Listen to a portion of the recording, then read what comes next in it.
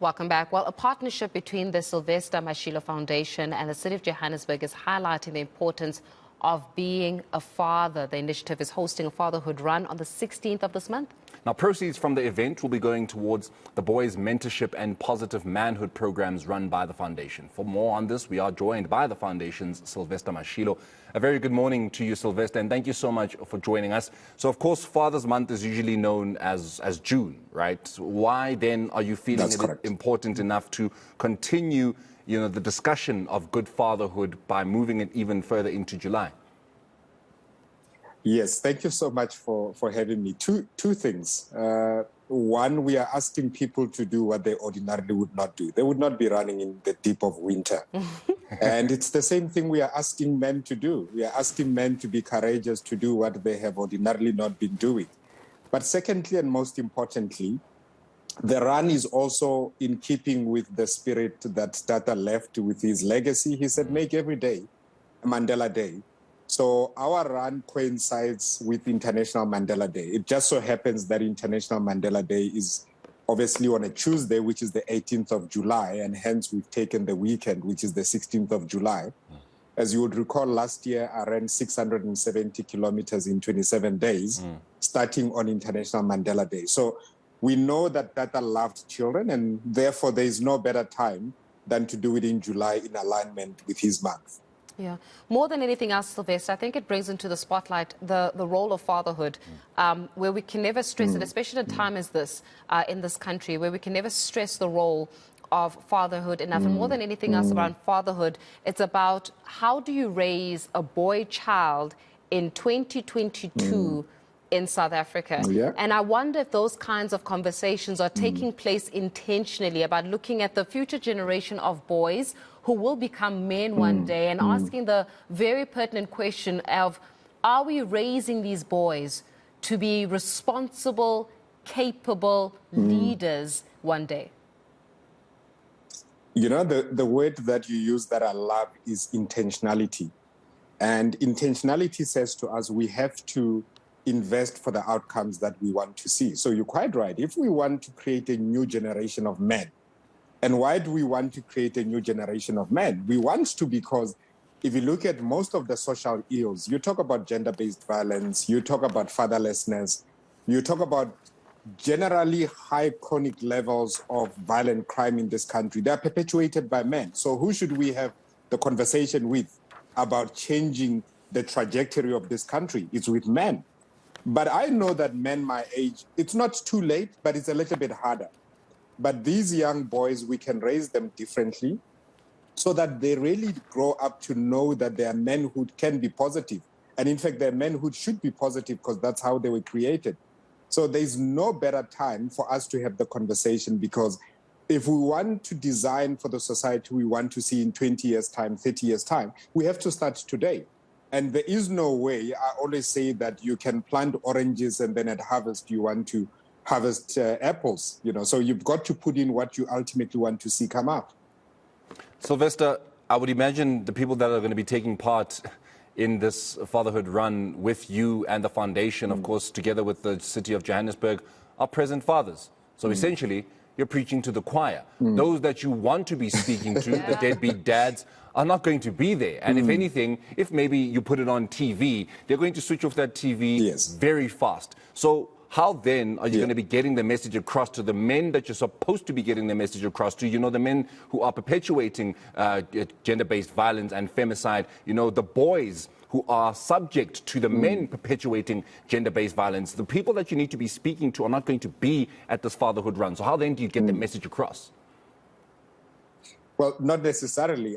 I think last year when we had the 670-kilometer run, we came across a number of men who said, well, you are talking about me. I have left my child and I haven't been involved in his life or her life for these reasons. And there's always a reason.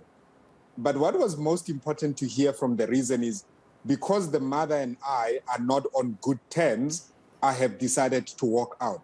It seems like it's easier for our men to walk out of their responsibility when things get tough. These children didn't ask to come into the world. They deserve to have present parents, whether the parents are together or not. Regarding the run itself, we want the message to reverberate around the country. And this interview is one part of that message, because we don't know when do we plant the seed and when does the seed take hold. So we have to do everything that we can. We know that for every person that comes to the run, they will on average interact with 10 other people. Those 10 other people include the men that we need to speak to. But here's the other thing. The funding that goes into, or the proceeds that come out of this run, enable us to be able to run our programs on positive manhood as well as the boys' mentorship.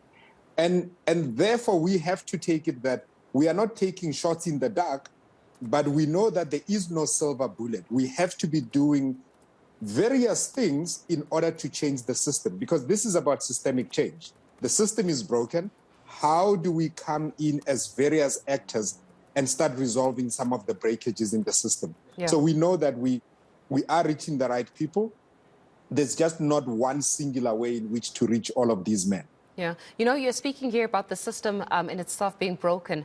Sylvester, I must ask you, you know, and this is coming in from a woman even, what do you think broke the system? Where did you think it all started with what we're facing right now as a country where fatherlessness is a reality, child-headed household, female-headed households are reality, and fathers relegating their responsibilities, unfortunately, is becoming a common phenomena. What or who broke that system? Yeah, it's all of us who broke the system, because we are continuing to perpetuate the brokenness in the system. But here's the thing, Faith. When you start looking at the problem as this monumental thing, which it absolutely is, you then become disabled and immobilized that where do I start, because there are so many breakages in the system. Where do I start? Do I start with fatherless homes? Do I start by addressing unemployment? Do I start by addressing poverty? All of these things fuel the system. All of these things fuel the system. Now, where did it start? Did it start during apartheid? Did it start pre-colonization? Did it start during colonization? Where did it start?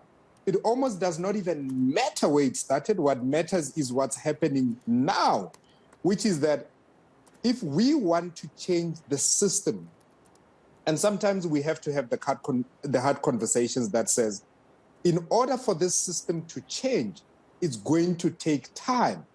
It may not be seen in my generation. It may not even be in the next generation. But if we are intentional about changing the system, then we know that we will be looked at as the people who did make means to change the system. So we have to start somewhere. And I think together with the City of Johannesburg, together with our partners, the Fatherhood Foundation of South Africa and others, we are beginning to do something about it. And I know that there are pockets of excellence in our society. There are various people who are trying various things and so on. My call is, can we come together? Because this is a social challenge. Can we come together so that Faith does not have to say, I don't feel safe in my own country. Faith does not have to say, I have been left with the responsibility of raising a child who I didn't bring into this world on my own. And unfortunately, that's the reality of way too many women in South Africa. And the hurt is not only on those women who are carrying the baggage, and I use baggage in inverted commas, it's the children who we are wounding because we have decided not to give them our hearts. Those are the people that we are wounding, and we are wounding them for a generation to come. All right.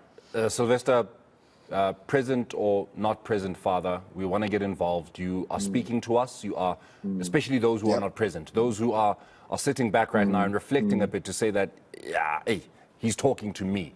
How then do we get involved in this fatherhood run? Sure. And the most important thing is our conversations happen in a way that's non-judgmental, because that's important to bring men to the fold, that they feel that they are not being judged and that there is a level of compassion even towards them.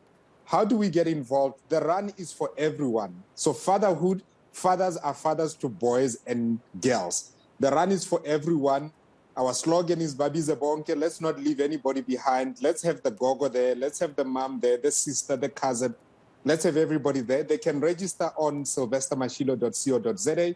Alternatively, they can send a WhatsApp message to 079 406-9494. On all social media platforms, Sylvester Mashilo Foundation. The run is on the 16th of July at Ramsar Stadium in Roodepoort.